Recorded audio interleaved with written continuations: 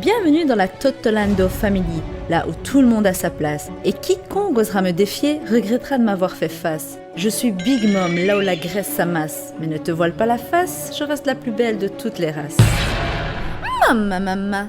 Salut les petits culs. Mama est de retour pour vous apporter toujours plus d'amour. Aujourd'hui, on se retrouve pour parler du chapitre 953. Autant vous dire que lorsque j'ai su que c'était un chapitre avec des flashbacks, j'ai pensé que le chapitre serait assez ennuyant. Eh bien, mon avis a changé. Passons tout de suite à la review du chapitre. Le chapitre se concentre uniquement sur les événements de Ringo, que ce soit dans le passé ou dans le présent. Le chapitre débute sur un flashback de Kawamatsu à la recherche de Hiyori. Il l'a cherché malgré les vents et marées, mais ne l'a pas retrouvé. À Ringo actuel, on retrouve Zoro à la recherche de Gyukimaru et de son katana légendaire Shusui. Il se retrouve dans un endroit assez bizarre et suit les traces de sang de Gyukimaru. Par la suite, on se concentre sur Kawamatsu et Hiyori qui se retrouvent après 13 ans de séparation. Kawamatsu se pose la question sur l'identité de Gyukimaru. Mais qui est-il réellement? Par la suite, Kawamatsu et Hiyori échangent quelques mots, et Hiyori demande à Kawamatsu la raison de sa venue à Ringo. Celui-ci explique alors ce qu'il s'est passé après son départ il y a 13 ans. Kawamatsu, qui est allé à Ringo, s'est promis de se faire un seppuku s'il arrivait quelque chose à la princesse Hiyori. Il raconte alors l'histoire de la famille Shimotsuki, dont le daimyo Shimotsuki Ushimaru était le seigneur. Il était un épéiste accompli et était toujours accompagné d'un renard. Mais Ringo ne tenait pas longtemps face à Kaido et devint un champ de ruines. Ringo a aussi un endroit appelé les tombes éternelles. Tellement il fait froid, les corps restent intacts pendant des années et les katanas des samouraïs sont utilisés en guise de pierre tombale.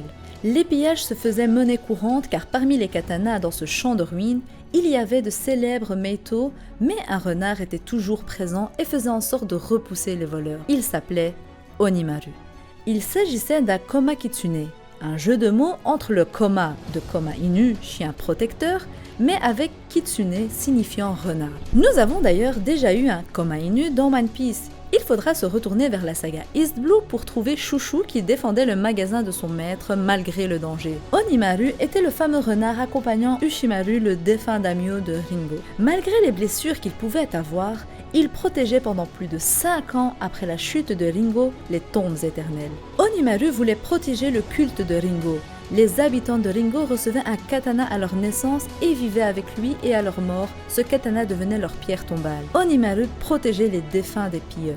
Kawamatsu s'est alors occupé d'Onimaru et l'a nourri. Cependant, juste après, Kawamatsu s'est retrouvé à voler une arme également sur le corps d'un défunt. Onimaru se mit alors en colère noire et mordit Kawamatsu sur son bras de Kappa. Mais ce dernier expliqua alors à Onimaru la raison de son acte. Dans 13 ans, la guerre reprendra et les samouraïs de tout le pays devront se lever et s'armer. Et c'est là la mission qu'a reçue Kawamatsu. Cacher tous les katanas des tombes éternelles pour que personne ne s'en empare. Onimaru alors comprit la douleur de Kawamatsu qui ne pouvait accomplir que cette dernière mission étant donné qu'il ne pouvait plus protéger Hiyori. Kawamatsu s'est retrouvé abasourdi lorsqu'il remarqua que Onimaru avait compris ses paroles et pillé les tombes de leurs katanas, et ainsi une aventure débuta pour Kawamatsu et Onimaru qui, malgré le froid, devaient s'occuper des katanas. C'est alors que Kawamatsu a commencé à repousser les pilleurs de tombes en prenant comme nom celui de Gyukimaru, un mélange entre Ushimaru et Onimaru. Il forçait alors les pilleurs à laisser leurs armes avant de les laisser s'en aller. Mais leur aventure ne dura pas assez longtemps. Un jour, Kawamatsu est allé chercher à manger à la capitale, mais n'est pas revenu car il a été attrapé. 13 ans après, Kawamatsu est revenu voir Onimaru, mais également trouvé tous les katanas qui ont été cachés afin d'armer tous les rebelles. C'est en s'avançant vers ce souterrain qu'il retrouve Zorojuro attendant devant la porte du sous-sol. Gyukimaru a ouvert la porte et s'est enfui. Kawamatsu reçoit alors un appel de Kinemon concernant le manque d'armes, mais Kawamatsu lui explique que cela n'est plus un problème. Il sera en mesure de fournir un katana même s'il réunit plusieurs milliers d'hommes. L'endroit a été aménagé par un homme. Ce n'est pas possible qu'Onimaru s'en soit occupé. Juste après, on retrouve Gyukimaru qui se transforme en renard. Il s'agissait en réalité d'Onimaru. Eh bien, autant vous dire que ma main est restée sur le cul. Je ne m'attendais pas à ce que Onimaru soit Gyukimaru. Quelle histoire touchante! Autant le caractère de Gyukimaru me paraissait étrange et me tapait sur les nerfs par moments, autant là, j'ai que de l'empathie et de l'amour pour ce renard. Juste après, on retrouve Hiyori qui parle à Zoro et qui lui demande de rendre le katana Shusui, et en échange, elle lui donnera le katana qu'elle a hérité de son père, à savoir le Meito, le seul katana qui a pu blesser Kaido. ce katana est plus que légendaire. Autant vous dire que cette fin de chapitre me laisse sur le cul, que ce soit la découverte de l'identité de Gyukimaru ou encore le katana légendaire Enma. Je ne sais plus où donner de la tête. Parlons d'abord de Zoro, de Shusui et d'Enma, et après on terminera avec Onimaru. Concernant Enma, il faut savoir qu'Enma dans le bouddhisme est le gardien et le juge de l'enfer. Ce katana légendaire qui est un Meito appartenait à Oden et il s'agit du seul katana ayant pu blesser Kaido. Cette fameuse cicatrice qui était tant mystérieuse a été faite par Enma. Alors, était-ce Oden qui lui avait infligé cette cicatrice? Eh bien, selon moi, oui. Il va sans dire qu'Oden était un épéiste très puissant. Surtout, était celui qui a pu infliger cette cicatrice à Kaido il y a de cela 20 ans. Il va sans dire qu'Orochi n'aurait pas demandé de l'aide à Kaido si ce dernier pouvait se confronter à Oden.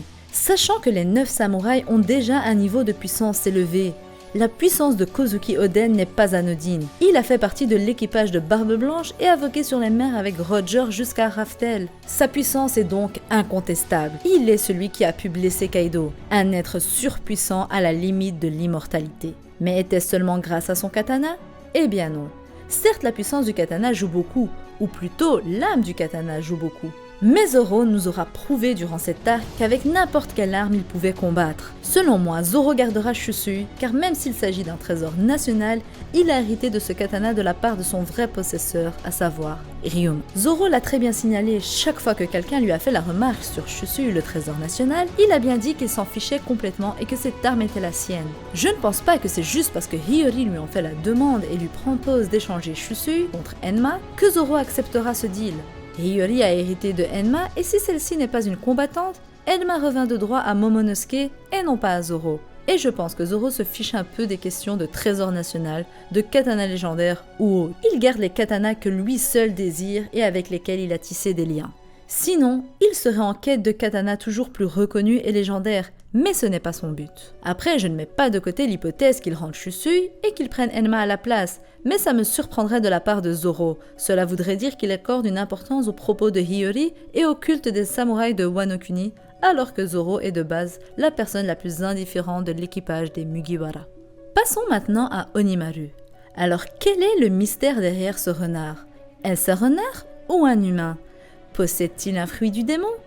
Eh bien, selon moi, il s'agit d'un yokai appelé Kitsune.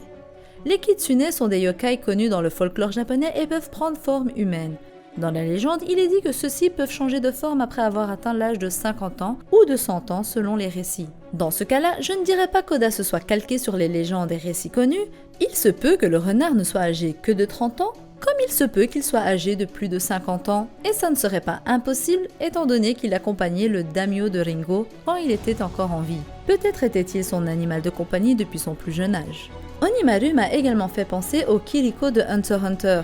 Si vous avez vu Hunter x Hunter, vous savez de quel personnage je veux parler. Et oui, ce sont bien eux. Ils sont représentés comme des animaux bipèdes aux caractéristiques physiques d'un renard et peuvent se transformer en humains, ce qui me fait penser à Onimaru. Mais après tout, les Kiriko sont également inspirés des Kitsune.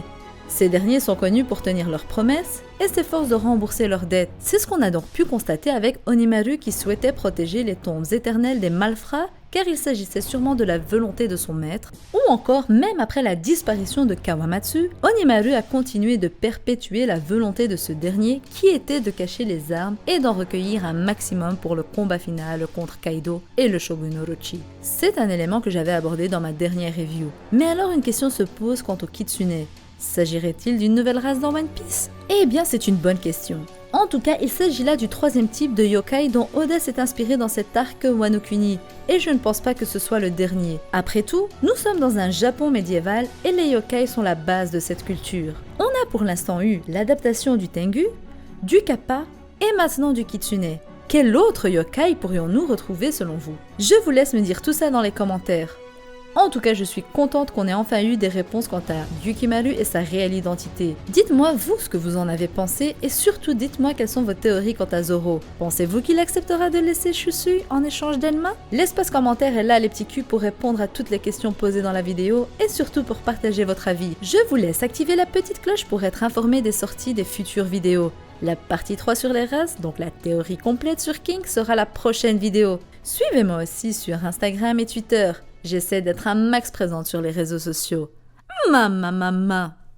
Ah oui, j'ai failli oublier. Maman. Abonne-toi.